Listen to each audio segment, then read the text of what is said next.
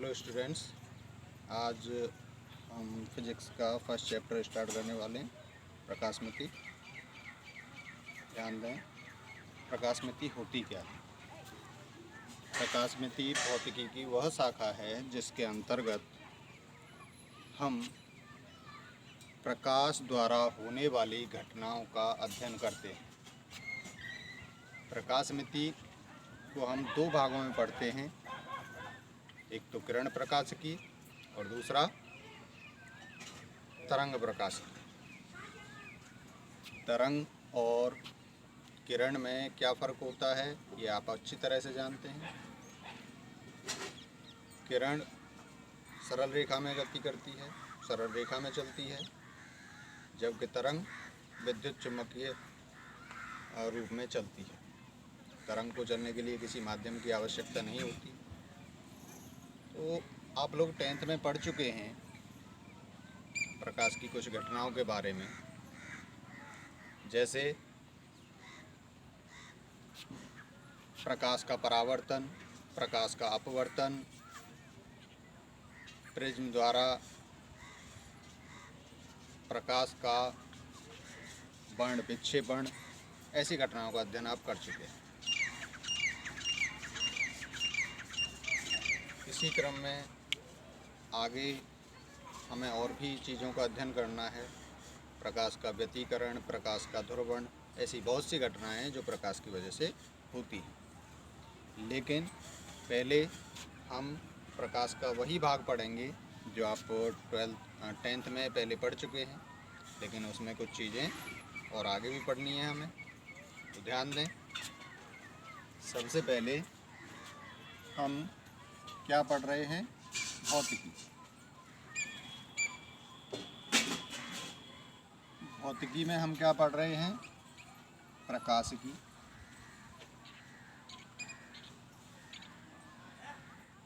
और प्रकाशिकी प्रकाशिकी को दो भागों में बांटा गया है। नंबर 1 किरण प्रकाशिकी,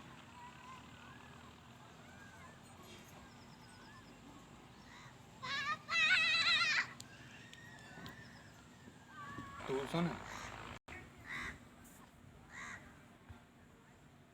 और दूसरा भाग है तरंग प्रकाश।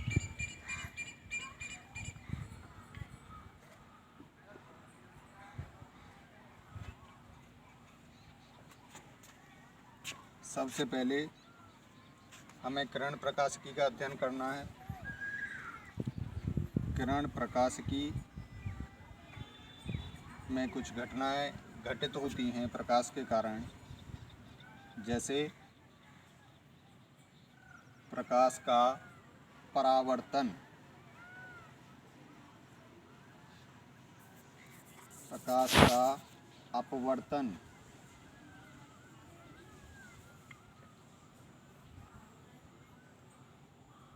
प्रिज्म द्वारा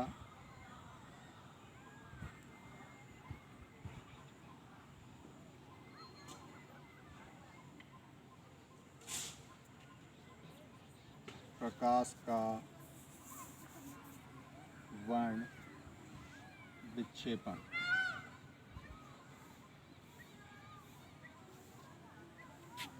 इसी तरह से तरंग प्रकाशिकी में हमें प्रकाश के व्यतिकरण के बारे में पढ़ना है, प्रकाश के ध्रुवण के बारे में पढ़ना है,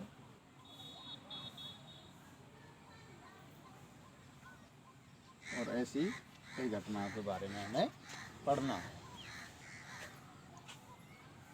जैसे एक और आ जाता है इसी क्रम में विवर्तन। ये सारी घटनाएं हमें प्रकाशिकी के अंतर्गत पढ़नी है। 1 बाय 1 हम इन सब का अध्ययन करेंगे।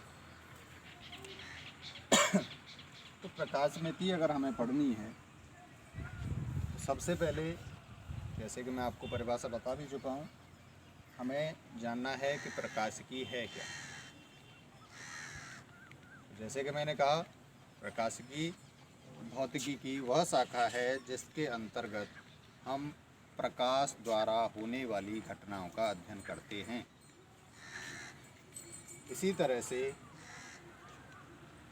किरण प्रकाशिकी की वह शाखा है जिसके अंतर्गत हम प्रकाश के किरण स्वरूप के कारण होने वाली घटनाओं का अध्ययन करते हैं।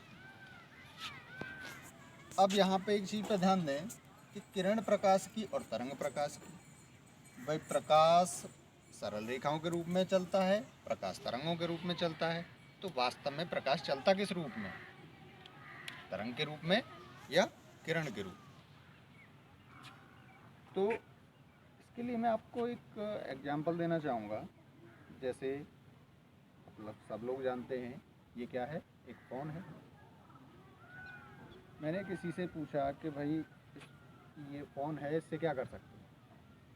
किसी ने कहा कि भाई इससे हम कॉल कर सकते हैं। फिर मैंने दूसरे किसी व्यक्ति से पूछा कि इससे क्या किया जा सकता है। दूसरे ने कहा इससे हम इंटरनेट चला सकते हैं, दुनिया भर की सारी जानकारियाँ इकट्ठा कर सकते हैं, डाटा कलेक्ट कर सकते हैं। तो दोनों में गलत कौन है? कोई भी गलत नहीं है। फ़ोन भी किया जा सकता है और इससे हम डाटा भी स्टोर कर सकते हैं, डाटा में इसका यूज़ कर सकते हैं, डाटा ट्रांसफ़र करने में। तो इसी तरह से प्रकाशमिति के भी दो भाग हैं। जैसे फ़ोन के लिए दो पहलू हमने उठाए और हम ये कह सकते हैं कि दोनों में से कोई भी गलत नहीं है। तो इसी प्रकार से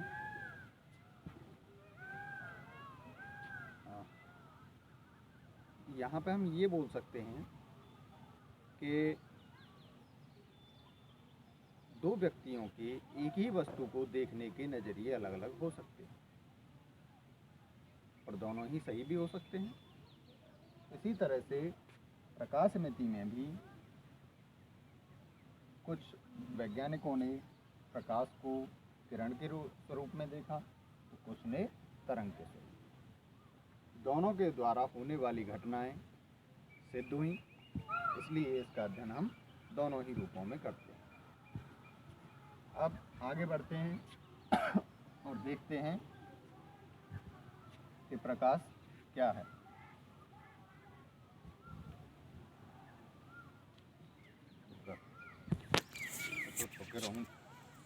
तो सबसे पहले हम देखते हैं प्रकाश क्या है।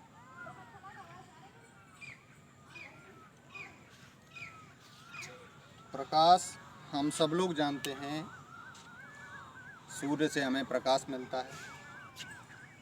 अगर हम बल्ब जलाते हैं घर में तो उससे भी हमें प्रकाश मिलता है, दीपक जलाते हैं तो उससे भी प्रकाश मिलता है। तो प्रकाश वास्तव में है क्या? प्रकाश एक प्रकार की ऊर्जा है जो हमारी आँखों को संवेदना प्राप्त करता है। उसी संवेदना के कारण हम वस्तुओं को देख पाते हैं। प्रकाश विद्युत चुम्बकीय तरंगों के रूप में चलता है और निर्वात में इसकी चाल 3 × 10⁸ मीटर पर सेकंड होती है।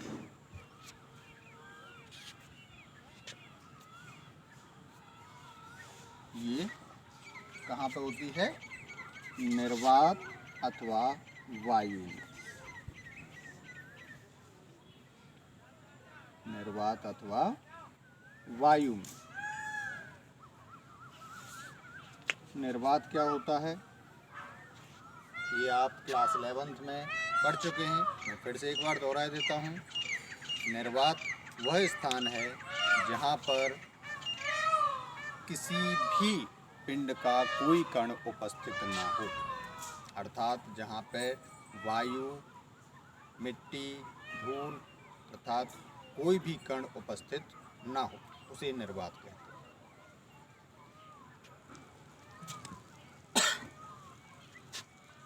चलिए आगे देखते हैं। हम आगे बढ़ते हैं।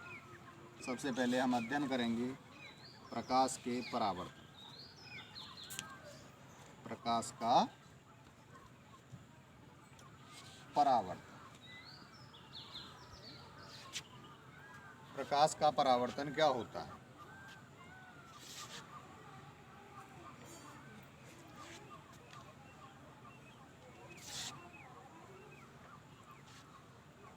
प्रकाश का परावर्तन, प्रकाश जब किसी चिकने तल से टकराकर या चमकदार तल से टकराकर वापस लौटता है तो उसे प्रकाश का परावर्तन कहते हैं। मूल रूप से प्रकाश जब किसी वस्तु पर आकर गिरता है तो 3 तरह की घटनाएं घटित हो सकती हैं। नंबर 1, परावर्तन।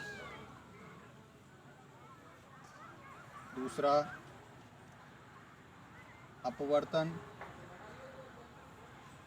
और तीसरा, अवशोषण।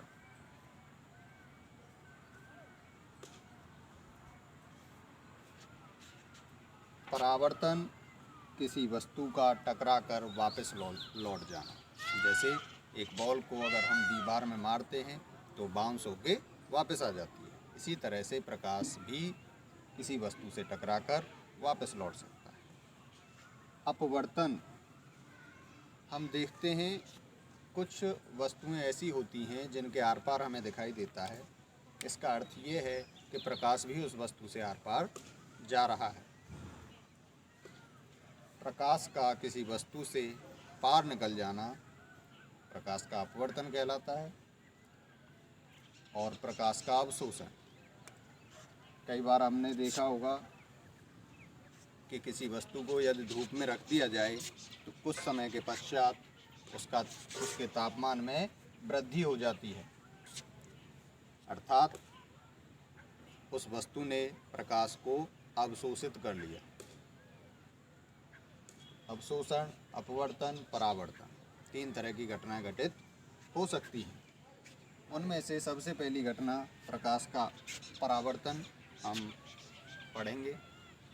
प्रकाश का परावर्तन किसी तल से किस तरह से हो सकता है, और उसके लिए हम जान लेते हैं कुछ चीज़ों के बारे में। जैसे मान लेते हैं ये कोई परावर्तक तल है, एक ऐसा तल जिससे प्रकाश का परावर्तन बहुत ही अच्छी प्रकार से होता है। अब इस तल पर प्रकाश की कोई किरण किसी प्रकाश स्रोत से, जैसे सूर्य से चलकर आती है और इस वस्तु से या इस तल पर आकर गिरती है या आपतित होती है, तो इस किरण को हम कहेंगे आपतित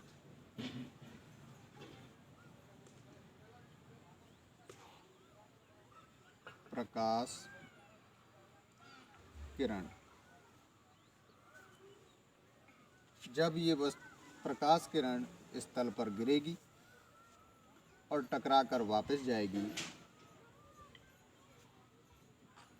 तो ये किरण जो इस तल से वापस जा रही है उसी माध्यम ये किरण कहलाएगी परावर्तित किरण।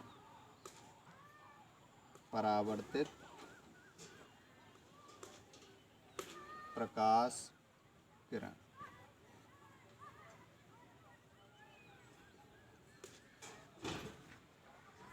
ये जो तल है जिससे प्रकाश परावर्तित हो रहा है, इस तल को हम परावर्तक तल कहते हैं।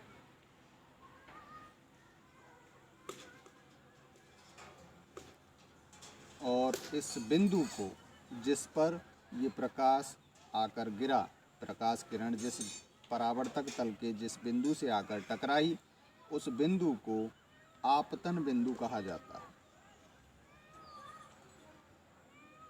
आपतन बिंदु।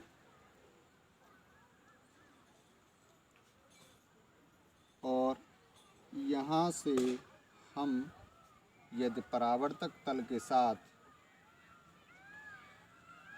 अभिलंब बनाते हुए 90 डिग्री का कोण बनाते हुए एक तल खींचें या एक रेखा खींचें तो उस रेखा को अभिलंब कहा जाता है।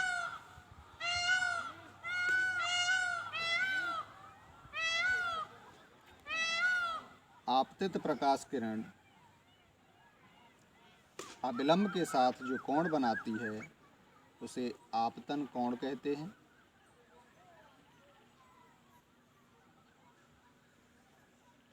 और इसे स्मॉल आई से प्रदर्शित करते हैं। इसी तरह से परावर्तित प्रकाश किरण अविलंब के साथ जो कोण बनाती है उसे आर से प्रदर्शित करते हैं और परावर्तन कोण के नाम से जानते हैं। परावर्तन कोण। तो ये कुछ बेसिक चीज़ें हो गई जिनके बारे में हमें जानना है। नोट्स आपको पहले ही दिए जा चुके हैं, नोट करें नोटबुक में। अब आगे देखते हैं। तो प्रकाश किरण, आपतित प्रकाश किरण अविलंब के साथ जितना कोण बनाती है उतना ही कोण परावर्तित किरण भी अविलंब के साथ बनाती है। यानी कि प्रकाश के परावर्तन के दो नियम होते हैं। पहला नियम ये है कि आपतन कोण तथा परावर्तन कोण का मान सदैव बराबर होता है। दूसरा नियम ये है कि आपतित किरण, परावर्तित किरण, आपतन बिंदु पर अभिलंब तीनों एक ही तल में होते हैं। ये भी इसी तल में जा रहा है, ये अभिलंब भी इसी तल पे है और ये किरण भी इसी तल पे है। परावर्तन के समय में हमेशा ध्यान रखेंगे कि प्रकाश किरण जिस माध्यम में चलकर आई उसी माध्यम में वापस जानी चाहिए। जैसे मान लेते हैं यहाँ इस तल के ऊपर का जो माध्यम है वो वायु है, तो परावर्तित किरण भी वायु में विसरित होनी चाहिए, वायु में चलनी चाहिए और वायु में ही चलेगी। प्रकाश किरण का वापस उसी माध्यम में लौट जाना ही परावर्तन कहलाता है।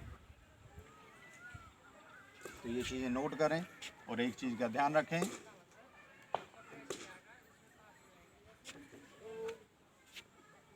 कि जब इस घटना में प्रकाश की चाल पर कोई प्रभाव नहीं पड़ता, वो नियत रहती है।